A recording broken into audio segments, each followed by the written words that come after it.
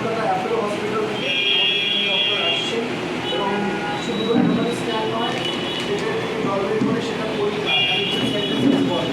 তারপরে হচ্ছে 4টে বাচ্চা হয়তো হয়ে গেল বা 3টে বাচ্চা হলো, সেটাকে ফিটার রিডাকশন, 1টা বাচ্চা কমিয়ে 2 বা 1টাতে নিয়ে আসা।